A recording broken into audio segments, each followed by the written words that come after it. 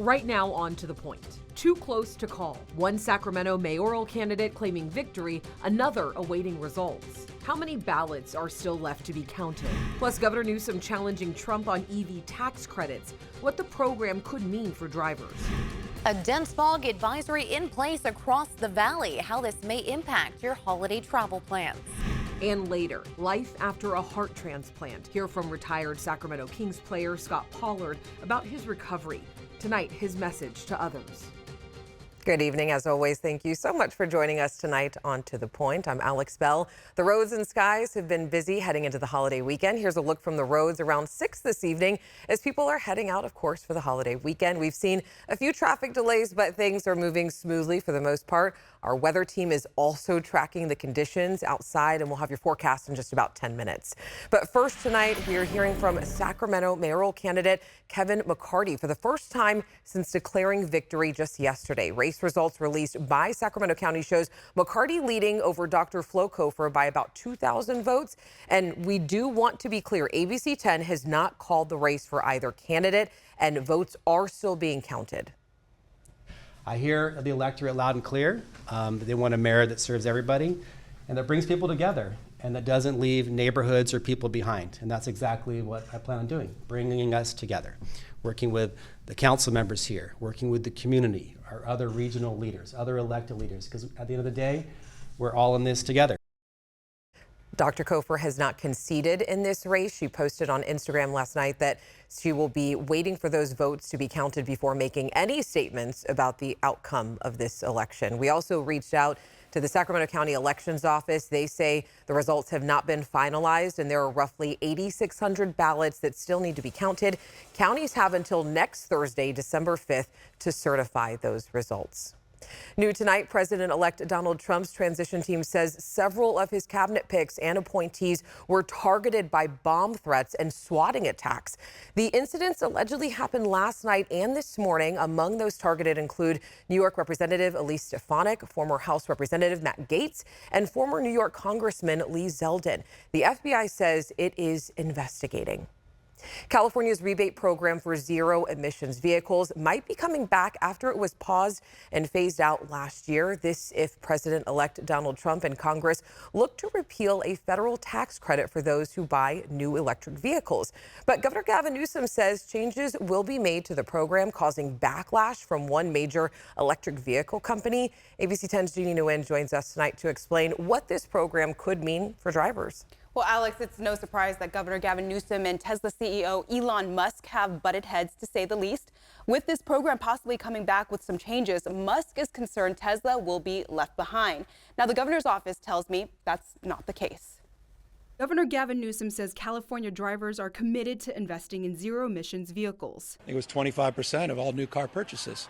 That wasn't a mandate. That was just consumer choice. This week, Governor Newsom announced he will bring back the state's zero-emission vehicle rebate program if President-elect Donald Trump gets rid of the federal tax credit. Trump and the new Republican-controlled Congress could seek the repeal of the $7,500 credit for people who buy new electric vehicles. California's ZEV program was phased out last year, but Newsom says drivers continue to buy these vehicles. They're already moving in this direction. We're closing in on close to 2 million alternative fuel vehicles. It's not an electric vehicle mandate. It's never been an electric vehicle mandate. But the governor's announcement caused some criticism when he mentioned the proposed rebates would include changes to promote innovation and competition. Believing Tesla would be excluded from the program, Tesla CEO Elon Musk posted on X saying Tesla is the only company who manufactures their EVs in California, adding, "This is insane." In Fresno last week, Governor Newsom did compliment Tesla's accomplishments. The ingenuity, the innovative spirit, the sort of dominance of Tesla and Elon Musk, who really is in many ways the godfather of this movement. The governor's office says this program and any potential market cap would have to be negotiated through the legislature and implemented by the California Air Resources Board, or CARB. The governor's office adds it is not targeting any company and creating competition is not a new idea, reiterating this program would only be revisited if the Trump administration ends its federal program. Now, statistics from CARB say since 2016, the program provided more than $354 million in rebates. Specific changes to the program are still unclear. A spokesperson from the governor's office tells me the governor will only start negotiating details about this program with the legislature if Trump removes the federal tax credit. Alex. All right, Jeannie, thank you. And we're also learning more about President-elect Trump's plans for mass deportations of undocumented immigrants. Trump's team is reportedly preparing to punish so-called sanctuary cities. The Washington Post reports Trump's advisors are discussing how to strip federal resources from those cities if they refuse to take part in mass deportations. In Texas yesterday, Trump's border czar said migrants charged with a crime will be targeted first, and he had a warning for cities trying to oppose the deportations. Let me be clear. There is going to be a mass deportation because we just finished a mass illegal immigration crisis on the border. And I'm sending a message for people that say they're going to get in our way. They're going to stop us from doing what we're doing. Now, Trump is also using tariffs to pressure Mexico and Canada to secure their borders. Trump has threatened a 25% tax on products entering the U.S. from Canada and Mexico and an additional 10% tariff on goods from China, saying, quote, this tariff will remain in effect until such time as drugs, in particular fentanyl, and all illegal aliens stop this invasion of our country. And I want to go ahead and bring in our political guest now. Joining us once again is Democratic strategist Roger Salazar, and we have our Republican strategist Craig DeLuce. Thank you both so much for being here, especially before the holiday. Yeah, thanks for having us. Thanks for having us. Yes, of course. I do want to start on tariffs. I know we have a lot to get to. Sorry, jumping right into it. Craig, I want to start with you first. What do you think that these tariffs will do to the cost of everyday goods like food, clothing, electronics? In the end, I don't think they're going to do anything because it's a bargaining chip. And just as he did when he first got elected in 2016, he's using these tariffs in order to get Mexico and Canada to make certain changes. In this case, he's specifically dealing with the issue of fentanyl and illegal immigrants crossing our southern border. So you're saying it's more about the border, less about the tariffs? Most definitely. Okay. And Roger, what are your thoughts? Yeah, my sense is, again, and maybe it is a negotiating tactic, but the actual impact of these tariffs are freaking people out. I was going to tell you, Wall Street analysts are taking a look at this. They're very concerned about what it's going to do to for folks who are importing goods into this country. IKEA has already said it would raise their prices. Walmart's very concerned about it. And there was an analysis that was done recently that showed that if Trump followed through with his tariffs, it would cost the average American family $2,600 per year in additional costs because they are the ones who actually pay the tariffs, not the other countries. Well, Roger, let me ask you, if these tariffs become a reality, how soon do you think Americans would actually start feeling this in their wallets? Well, you start feeling it pretty quickly. And again, one of the things that Trump did is he had some targeted tariffs, or certain industries, that did result in some higher prices for certain industries. So it depends really on how he does this. But if he talks about it, doing it the way he's campaigned on it, that's going to have a devastating impact on families pretty quickly. And Craig, do you think Americans are going to feel this economically, prices going up? Once again, no, I don't feel the prices are going to go up. What you're going to see is you're going to see both Mexico and you're going to see Canada do like they did in 2016, 2017, and they're actually going to change their policies. In 2016, you actually saw tariffs on American goods going to Canada as well as to Mexico go away. You saw opportunities open up for our dairy and produce in Canada. The thing is that it's a negotiating ploy, and it's worked pretty successful in the past, and I think it'll work this time. All right, and I do want to switch topics here because obviously we've been talking about the EV rebate credit here. Trump saying that he's going to remove the tax credit for electric vehicles. Newsom saying that, hey, we'll provide some state rebates here. So my first question is, do you think Newsom's move will face political or economic challenges at the state level? And Roger, I'm going to start with you.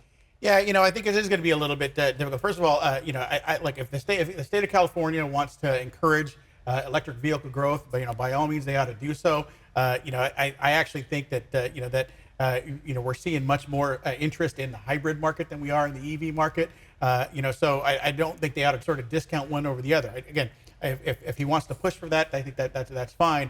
But I think also some of the political gamesmanship here is starting to rub people a little bit the wrong way, and he has to be very, very careful about how he does that.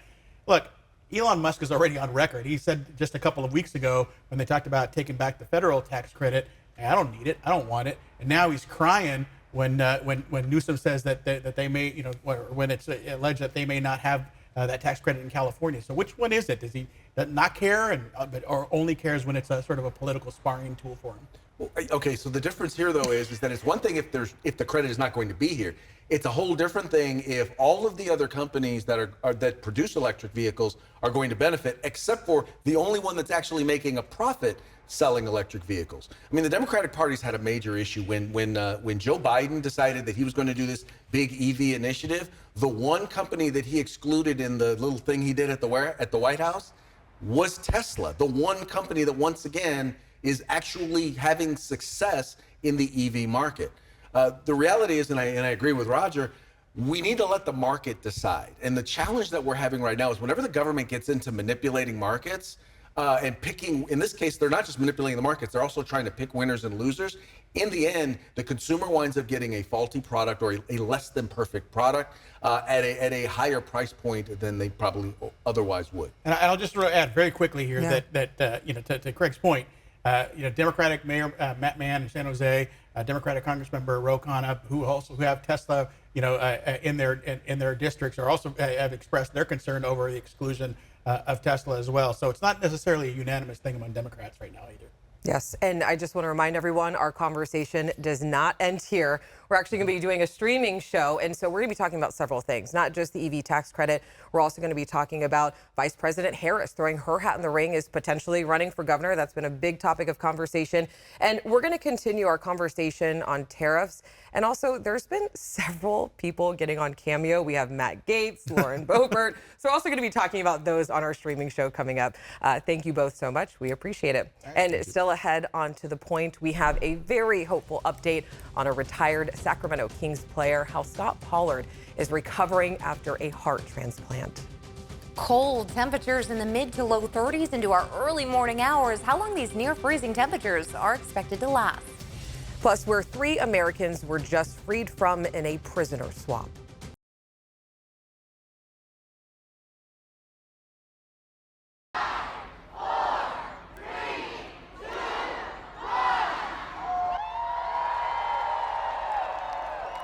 How beautiful. Old Sacramento just held their annual tree lighting ceremony. This year's tree is 60 feet tall and was cut from a locally owned company out in Siskiyou County. The 16th anniversary of Theater of Lights also starts tonight and will take place every Friday and Saturday. I know Carly and I wish we were there right now. I love Christmas. I do too. I love it so much. It is chilly out there though, as a lot of people prepare for holiday travel plans or whether you're going to be outside, at least coming up in the next few days. We are expecting to see some much colder temperatures in our early morning hours, so near freezing early morning lows with morning frost potentially expected as well. There is a frost advisory in effect near the Bay Area, North Bay, Santa Rosa, Napa, as well as East Bay and South. Now, the dense fog advisory for our region will be in effect from Chico all the way down through the Central Valley. Please drive safe. Give yourself time to get to your destination. The dense fog advisory does take effect around 1 a.m. lasting until 9 a.m. Again, just look at that stretch all the way north from Chico down past Fresno. Now we're also seeing again that frost advisory just toward the west there. Again, Santa Rosa and then down through the East Bay. And if you had plans to head in that direction before 9 a.m., just take it nice and slow on the roadways. Maybe some areas of frost, especially if there's still puddled areas where we saw our last storm system. Visibility around 5 a.m. begins to dip as we start to look at 5-7 miles in visibility. So again, patchy areas of fog. But as we start getting into the early morning, maybe 7:30 a.m., some areas may see as low as a half-mile in visibility, Lodi, areas toward Manteca, and then even Roseville. So again, this is going to be very patchy areas of dense fog, but fog nonetheless. So again, depending on where you are, you may see some of those impacts. All right, let's talk about where our high pressure is, because that is what's allowing all that cold air to start seeping in from the north with the clear skies overhead.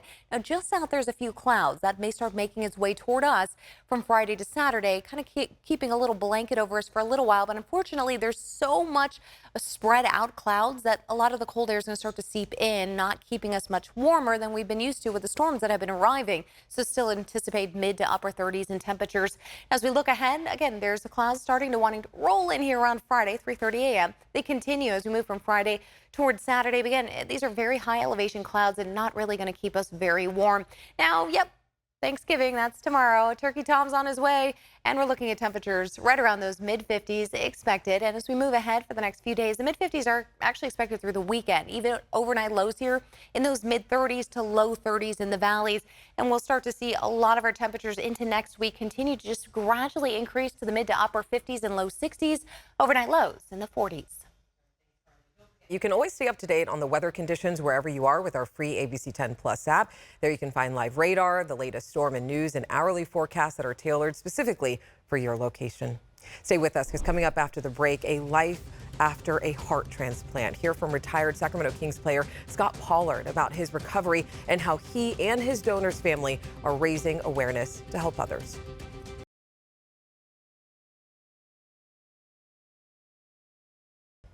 We have a hopeful update tonight on a retired Sacramento Kings player who was in a life or death situation and needed a new heart. As we reported back in February, 49-year-old Scott Pollard got that heart, and since then it has been a long road of recovery and healing. And now, as ABC 10's Becca Habegger shows us, he's connected with his donor's family, and they have a message to share tonight. I am very grateful to be alive. I keep waking up. Standing 6 feet 11 inches tall, retired NBA player Scott Pollard did not have a heart easy to replace, but he needed a new one and didn't have much time. I didn't have months left. I probably didn't have weeks left. Pollard played college ball for the Jayhawks, was drafted 19th into the NBA, spending 11 years in the league with several teams, including 5 seasons with the Sacramento Kings from 98 to 03. But a heart defect runs in his family. I was 16 when my dad died on the heart transplant list, and my son was 16 when I got my heart transplant surgery. At age 48, Pollard needed a new heart. His energy was dropping quickly. It was rough. I was like, sorry, I'm emotional about it, but I just remember just going, I'm done. I don't want to do this. I don't want to get out of bed. That was a low point. On February 16th, 4 days after his 49th birthday, which he spent in the ICU at Vanderbilt University Medical Center in Nashville, Pollard received a heart. Casey is my donor's name. He's a big dude. He was 6'3". My doctor said that's about as short as we could go, but his heart is big. It's pumping. It's working. I'm very happy that, the family is okay. And they're still processing, of course. They've lost a loved one. It was not expected. He got sick and ended up contracting pneumonia, and he couldn't kick it. He calls Casey's gift bittersweet. I mean, how more bittersweet could something be when there's a loss and a new life? Pollard recently met Casey's family. He was a big man and a giver. They said he never met a stranger. And Casey's big heart got even bigger. I'm the tallest dude Vanderbilt's ever transplanted. They don't know what's going to happen. My heart grew. Casey's heart grew in my chest. They measured it. They're like, hey, so your heart grew. And I was like, oh, okay. How often does that happen? They're like, never. I said, so how do we explain that? And they said, well, it's in a king-size bed now, and it's just starfishing. Pollard has 4 kids ranging in age from 8 to 26. Doctors tell him it's uncertain exactly how much this new heart will extend his life. We just want to keep this heart beating as long as possible. So I'm in a rush to make memories with my family, first and foremost. I'm in a rush to help other people with whatever I've got left. I'd like to say I've got a decade. Casey was only 46, so I've got a 46-year-old heart. That's not old, so I'm hoping that it ends up that we defy the odds.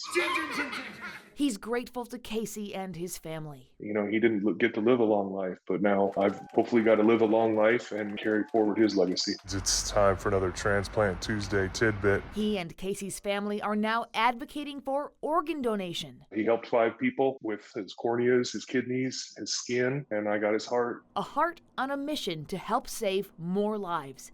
Becca Habegger, ABC 10. And signing up to become an organ donor is quick, easy, and free. You can sign up through Donate Life California. Pollard says even if you've signed up through the DMV, you might want to double check and make sure that you are on the registry at the Donate Life website. 3 Americans detained in China were released today. They were released in exchange for unidentified Chinese nationals in U.S. custody. 2 of the American prisoners were accused of spying. 1 was sentenced to death on drug charges. According to the White House, all 3 will be back on U.S. soil soon. Still ahead, prepping for the annual Thanksgiving parade. A sneak peek at some of the balloons that you can see tomorrow.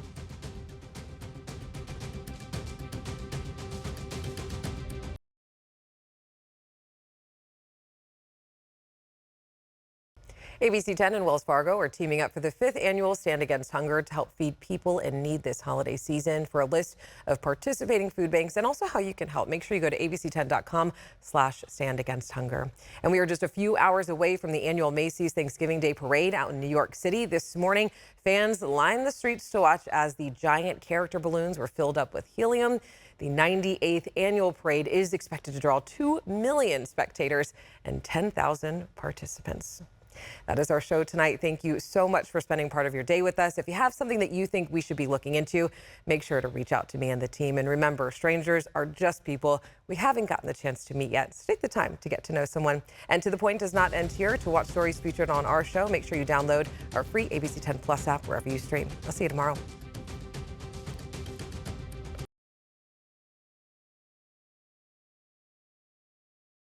Hey, it's Alex. I just wanted to say thank you so much for watching. The To The Point team and I love hearing from you, and I hope that you'll stay in touch. And don't forget, you can always email me and the team at tothepoint@abc10.com, or you can even send us a text message at 916-321-3310. Thanks for watching ABC 10 Plus. And now that you're here, why don't we take a look around and see what else is here? The very first tile on your left is always going to be streaming 24/7. You can find us adjacent to that, breaking news if it's there. And then right next to that, a replay of the most recent newscast. Whether it's ABC 10 Morning News at 5, 6, or beyond, it's going to be there. The forecast beyond that, and then right beyond that, the news that matters the most. Now that you know the basic tiles, let's go up to the top and take a deeper dive into news. We have every single newscast that you would need, including To The Point with Alex Bell, taking a deeper dive into the issues. Beyond that, ABC 10 Morning News at 5 and 6 and 11, the evening shows as well. Below that, you can watch the top stories from To The Point. Under that, Dollars and Cents, where you can learn how to navigate this challenging economy. And below that, you can watch our award-winning ABC 10 Special Investigations, where we hold the powerful accountable. Going into weather, look, it's the 10-day forecast, getting you ready for the weekend and beyond. Beyond that, sports. I know you care about the Sacramento Kings. We have the most comprehensive guide to anything, everything Kings in the locker room and on the court. We have it. Below that, I know you care about the San Francisco 49ers. We can't mention Bay Sports without talking about the Oakland A's. We have that too. What's super exciting, I know you care about high school sports. You'll never find a more comprehensive guide and team dedicated to high school sports. Backing out again, come up to the top and join me on Verify. I'm super excited about this. Our experts are checking the facts, verifying the truth for you. Jump up now to shows. Very excited about this. Oh, look. It's Take a Look. This is my show. I love movies, and if you love movies or streaming shows, whether it's on screens this big, or this big, it's Take a Look. Recently went behind the scenes, sat down with Lady Gaga and Joaquin Phoenix to talk about Joker 2. I love the movie, and oh, I just heard you shout you hate the movie. Jump in, we talk about it on this show. Other shows, Bartell's Backroads, go up and down the state of California, tank of gas getaways, one fuel cell getaway, like places like the Toy Museum.